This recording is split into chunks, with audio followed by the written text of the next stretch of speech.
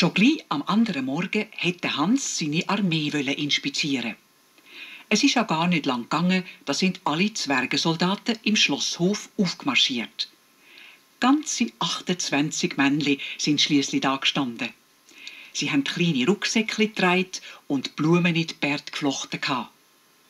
Der Hans hat gemeint, er sehe ich nicht recht. Herr Admiral! Hier! Sind das alle? Ich meine, ist das die ganze Armee? Herr General, ich melde, die ganze Armee ist antreten. Mich verjagt's.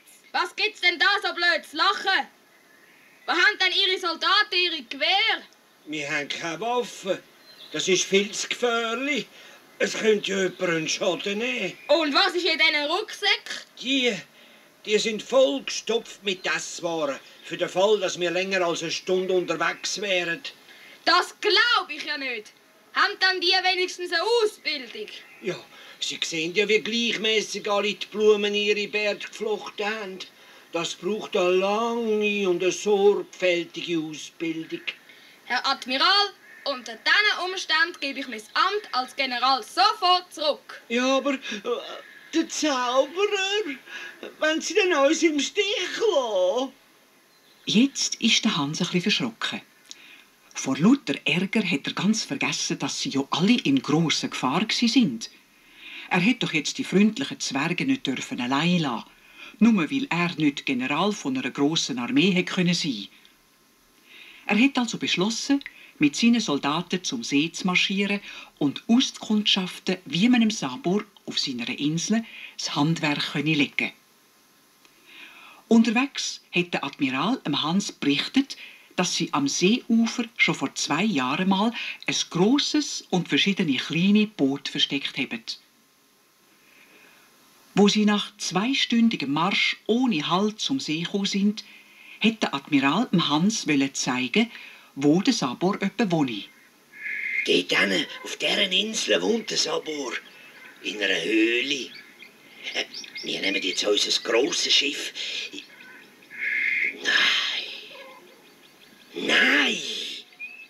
Aber das ist doch nicht möglich. Was ist nicht möglich? Nein, also das gibt's doch nicht. Dort, das Haus, das grosse Haus. Jetzt hat's der Hans auch gesehen. Ein bisschen versteckt hinter hohen Bäumen ist ein riesiges Gebäude gestanden. Eigentlich mehr ein Glaspalast mit einem runden Aufbau und auf dem Turm oben eine hohe Antenne. Das ist doch allerdings gespässig. Sie haben mir doch gesagt, der Zauberer lebe allein auf dieser Insel. Ja. In einer Höhle. Vielleicht ist ihm sein Loch zu eng geworden. Und darum hat er sich halt den modernen Glaspalast gebaut. Ja, aber das kann er doch nicht alleine gemacht haben. Also vor 2 Jahren ist das Gebäude jedenfalls noch nicht da gewesen. Und in dieser Zeit kann doch ein Mann ohne Hilfe nicht so ein Bauwerk aufstellen. Ja. Vielleicht gibt es noch andere Leute auf dieser Insel, die ihm geholfen haben. Nein, das ist unmöglich. Also, wo wir gewusst haben, dass der Sabor denen nachgekommen ist, haben wir einen Zauberkreis um die Insel herumgelegt, sodass kein Mensch mehr zu ihm kommt. Ja, nu. Wir werden jetzt ja gleich mal sehen, was los ist, wenn wir mit unserem Schiff denen nachkommen. Der Hans ist mit dem Admiral zum Schiff gemarschiert und er hat nicht wenig gestaunt, wie gut das Schiff beieinander war. Die 28 Zwerge sind, wie in der Zeit der alten Galeere, unter dem Verdeck auf Ruderbänken gesessen. Auf dem Verdeck oben aber sind 10 glänzige, frisch putzte Kanonen gestanden. Sind die Kanonen geladen? Jawohl, die Geschütze sind geladen, wie ich's befohlen habe. In dem Fall können wir ja gerade losfahren. Ganze Armee, Achtung! Atruder!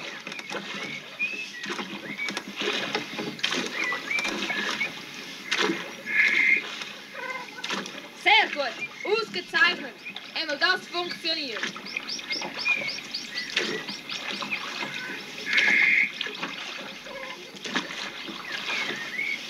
Lassen Sie jetzt anhalten.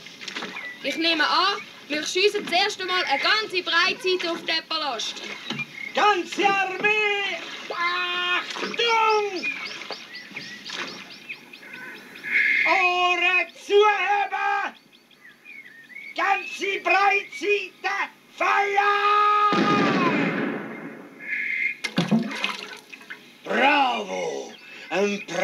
Luftschuss. Ein Meisterschuss. Ja, was sagen Sie jetzt, Herr General Hans? Haben wir nicht eine fantastische Schiffsartillerie? Was? Was ist das gsi? Die Kugel ist ja nicht einmal 5 Meter weit geflogen. Das ist doch ein Blindgänger gsi. Oh, Herr General, das war ein Wunderschuss. Den haben wir nur ihretwegen überhaupt gewagt. Was nützt unsere Kugel, die nicht einmal bis zum Ufer fliegt? Wie sollen wir denn auf den Palast schiessen? Was soll die Kugel? Bis zum Ufer fliegen? Da könnten wir ja den Palast treffen. Und wo sind dann die anderen in Kanonen? Es ist nur eine losgegangen. Ja, wir haben eben darum nur eine geladen. Weiter sind sie mit ihrem Streit gar nicht mehr gekommen, denn am anderen Ufer hat sich auf einmal ein Boot gelöst und ist mit grosser Geschwindigkeit auf das Zwergenschiff zugefahren. Knapp nebendran hat es scharf bremset, eine Luke ist aufgegangen und ein mächtiger Roboter ist vorgekommen.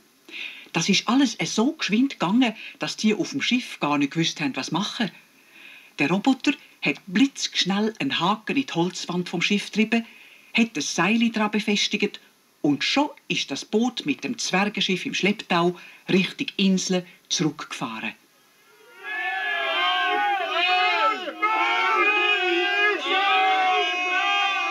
Der Hans hat sofort gewusst, in was für einer grossen Gefahr sie sind und dass er jetzt auf eigene Faust handeln musste.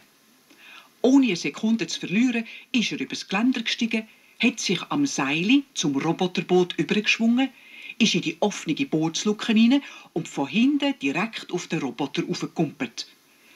Der ist von dem Aufprall umgefallen und hat sich aus eigener Kraft nicht mehr aufrichten.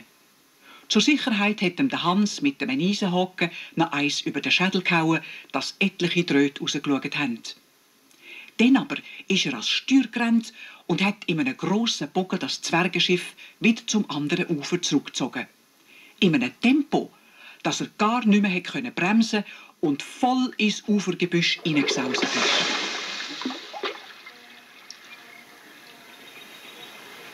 Herr Admiral! Herr Admiral! Sind Sie noch am Leben? Oh, mein Kopf, mein armer Kopf. Runter vom Schiff! Los, alle runter! Bevor wieder so ein Roboter auftaucht! Oh. Los, los! Hey, jetzt sind die Bären durch die Luft geflogen. Es sind kaum 10 Sekunden vergangen, da ist das halb eingedruckte Schiff leer gewesen und alle sind davon gerannt Richtung Land. Beim Vorbeirennen hat sie den Hans geschwind gezählt. Es hat keinen gefehlt. Etwa eine Viertelstunde lang sind sie so gerannt, bis der Hans gerufen hat: Halt! Pause! Ich könnte ja kaum noch schnaufen. Ja. Wir müssen ein bisschen ausruhen. Ich steige auf den Baum rauf und schaue, ob uns jemand verfolgt. Kaum aber war er oben, hat er runtergerufen: Roboter kommen! Los, weiterrennen! Sie schrupfen die alten Berg mit sanften Wurzeln aus. Tatsächlich hat sich vom See her ein glitzeriger Haufen von hellen Punkten auf sie zubewegt. Hunderte von Robotern waren es. Aber zum Glück sind die Zwerge doch um einiges schneller gelaufen wie die schwerfälligen Eisenfässer. Halb tot sind die Mannli in der Stadt angekommen. Der Hans hat sofort das Tor schliessen und war froh, dass alle in Sicherheit waren. Oder jedenfalls hat er gemeint, sie seien alle in Sicherheit. Aber schon hat man das bekannte Geräusch gehört, das Scheppern von Blech, und gleich darauf runter ist das Stadttor zusammengekracht. Die Roboter waren in der Stadt. Alarm! Alarm! Bleiben alle in den Häusern! Alarm, Alarm. Was machen wir jetzt? Was sollen wir jetzt machen? Das zerstören die ganze Stadt mitsamt den Bewohnern. Herr Admiral, ist der Bagger dort, der auf der anderen Seite der Stadt muss, betriebsbereit? Ja, der steht schon seit der Zeit vom Sabbat dort. Niemand weiss, für was man den braucht. Ich probier's einmal. Vielleicht ist das unsere Rettung. Wie der Blitz ist der Hans zum kleinen Türli aus, um die Stadtmauer herumgerannt, ist auf den Bagger aufgeklettert, hat den Motor angelassen und Wunder über Wunder, der Motor ist gelaufen. Sofort hat er mit dem Baggerlöffel ein Loch in die Stadtmauer gerissen, so dass er durchfahren konnte. Und er ist gerade im rechten Moment gekommen, denn die Roboter haben schon etliche Häuser abmontiert. Da hat der Hans den riesigen Löffel tief runtergelassen und ihn dann rundum sausen. So hat er die Roboter weggefegt, dass sie ringsum an die Mauer getatscht und komplett auseinandergefallen sind.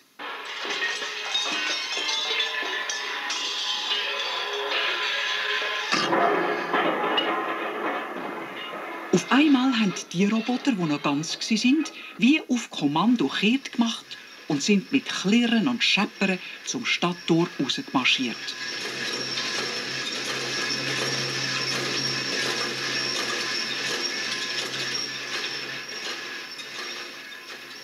Die Begeisterung unter den Zwergen war gewaltig. Und am Abend hat es wieder ein grosses Volksfest gegeben.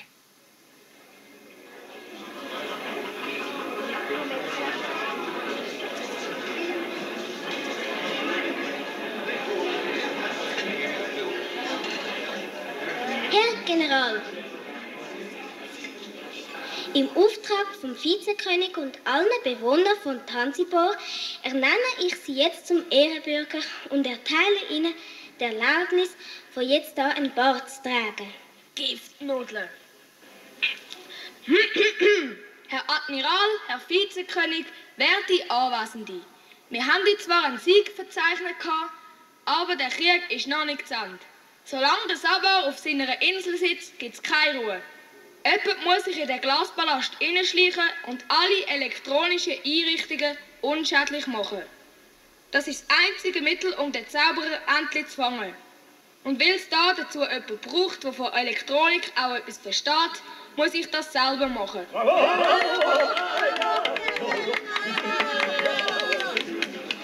Ich brauche dazu einen Stachelhelikopter und eine Tarnkappe. Sie, Herr Admiral, führen unsere Armee wieder zum See und warten dort in den kleinen Bötchen am Ufer versteckt, auf mein Zeichen. Die Königin und der Vizekönig schauen in der Zwischenzeit, dass da in der Stadt alles in Ordnung bleibt. Hat jemand noch eine Frage? Niemand hat sich gemeldet, also sind alle einverstanden gewesen.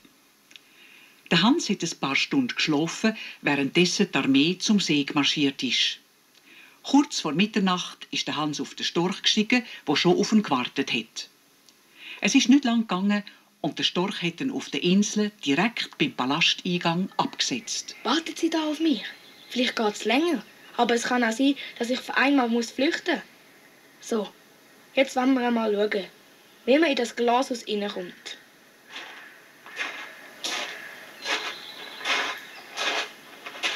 Leck! Da stehen ja mindestens 1000 Roboter in der Halle. Aber es scheint keiner von diesen Gesellen geladen zu sein. Tatsächlich. Die Tür scheint nicht geschlossen zu sein. Der Sabo denkt natürlich niemals, dass jemand auf seine Insel kommen könnte. Auf einmal hat der Hans einen riesen Schreck bekommen. Er hat die Tarnkappe im Schloss vergessen. Du liebe Zeit. Was hätte er jetzt machen? Zurück hätte er nicht mehr können. Jetzt hätte es halt ohne Tarnkappe gehen. Aber dem Hans war es nicht mehr so fröhlich zumut. Lieslig ist er in die grosse, dunkle Halle hinein, vorbei an diesen gefürchtigen Eisenkolosser, bis er zu einer Stege gekommen ist. Vorsichtig ist er darauf gestiegen. Elend lang ist das gegangen. Aber schliesslich ist er in den runden Kommandoturm gekommen, der zuoberst auf dem Dach war. Der Mond hat ziemlich hell durch die grossen Glasscheiben geleuchtet.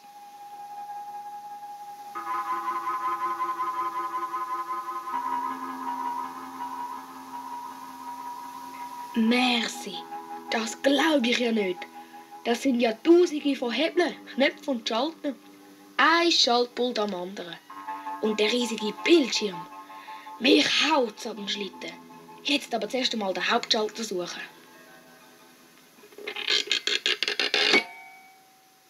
So, jetzt kann nichts mehr passieren. Und dann hat der Hans mit dem Schraubenzieher, den er zum Glück gerade gefunden hat, so leislich und so schnell, wie er konnte, alle Pulte auseinandergenommen, die verschiedenen Drähte abeinander geschnitten oder verkehrt zusammengesetzt und dann alles wieder zugeschraubt. Dabei hatte er Angst gehabt, dass jeden Moment der Zauberer auftauchen könnte. Er ist recht ins Schwitzen gekommen. Mehr wie eine Stunde hat er gebraucht, bis er schliesslich gefunden hat, es lange jetzt fürs Erste. Danach ist er die Stege durchabgedüsselt, zum Haus aus und wieder auf den Storch gestiegen. Eine Minute später war er bei den Zwergen, die auf ihn gewartet haben. Es ist alles vorbereitet. Wenn es hell wird, gebe ich ein Zeichen. Dann müssen alle Boote gleichzeitig zur Insel überrudern. Befehl verstanden. Wird ausgeführt. Wo es angefangen zu tagen, ist der Sabor in seinem Glaspalast langsam verdwacht.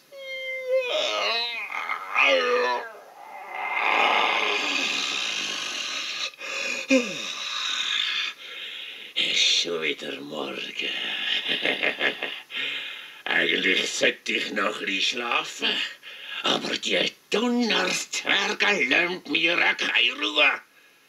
Ich muss mir etwas Neues ausdenken.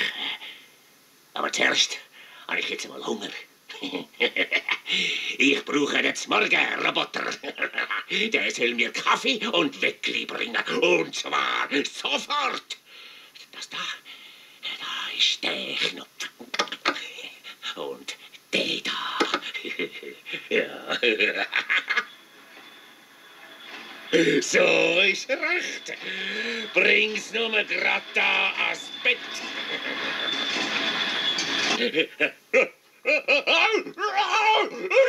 Du spinnst, du Kerli! Was ist denn los? Aufhören! Nein, aufhören! Wenn der Hans und seine Zwerge hätten sehen, was sich in dem Moment da abgespielt hat, sie hätten allweg vor Lachen nicht mehr auf den Beinen stehen. Der Roboter hat den Butter statt aufs Weckli dem Sabor übers Gesicht gestrichen und den heissen Kaffee hat er ihm über den Kopf geleert. Zuerst hat der Sabor gemeint, er habe die falschen Knöpfe gedrückt, bis er gemerkt hat, dass überhaupt nichts mehr recht funktioniert hat. Ganz entsetzt ist er aus dem Bett gegumpelt und im Nachthemd in den Kommandoturm aufgerannt. Du verbrannte Zeine! Was ist denn auch passiert?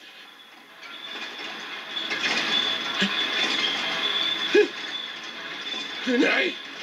Jetzt kommt da schon wieder einer mit Kaffee. Und hinter dran nochmal einer. Oh, Bach und Schwafel! Warum Gott denkt das Zeug nicht? Nein! Hau es raus!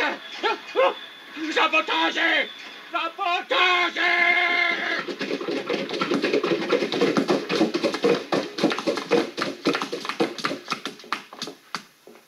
Herr Sabor, Sie sind verhaftet. Was fällt Ihnen ein? Sie Bratwurst, Sie! Das ist mein Haus! Verlässt Sie sofort mein Haus, oder ich rufe meine Roboter zu Hilfe! Los, packe den! Lasst mich in Ruhe! Das müsst ihr mir büßen! Oh, Hilfe! Sie haben dem Sabor das Maul verbunden und ihn in eine Kiste gesteckt. Danach sind sie mit dieser Fracht heimzu. Unterwegs haben sie vor Freude und Begeisterung gesungen und tanzt. Am Schlosstor sind ihnen die Königin Bärbel und der Vizekönig entgegengekommen und haben ihnen gratuliert. Dann sind sie miteinander zum Schloss. Aus allen Häusern sind Zwergenmannen und Frauen gekommen und haben sich dem Zug angeschlossen. Es war ein Trubel. Im Schlosshof haben sie die Kiste mit dem Sabor drin neu abgestellt und in der allgemeinen Freude hat niemand zur Kiste geschaut. Zufällig hat der Hans gesehen, wie der Sabor vorsichtig zur Kiste rausgestiegen und sofort ins Schloss gerannt ist. Wie der Blitz ist der Hans hinterher, aber der Sabor ist schnell wie ein Wieseli die Schlossstege drauf und im Hans ins Zimmer hineingerannt. Dort hat er den Reifen, der an der Wand gehangen ist, abgerissen. Und wo der Hans ins Zimmer hineinkommt, hat er gerade noch sehen, wie der Sabor im Reifen verschwunden ist. Gleich darauf sind Bärbel, der Admiral und der Vizekönig dazugekommen und der Hans hat nichts mehr machen, wie berichten, was passiert ist. Der Sabor ist fort. Er hat allweg genau gewusst, wo der Reifen war. Das Beste wird sein, wenn wir, der Hans und ich, jetzt auch wieder durch den Reifen schlüpfen und probieren, den Sabor in der anderen Welt zu fangen. Ja, das machen wir. Ich lerne nicht schauen, bis ich den elenden Kerl gefunden habe. So wollt ihr uns wirklich verlassen? Das ist aber traurig. Ja, weil es sein muss, dann muss es halt sein. Wir kommen gleich wieder. Ganz sicher. Und dann bringe ich mir den Zauberer mit. Sie haben einander die Hände geschüttelt und herzlich Abschied genommen. Daraufhin sind der Hans und das Bärbel durch den Reifen geschliffen und wieder in die Welt der Menschen zurück.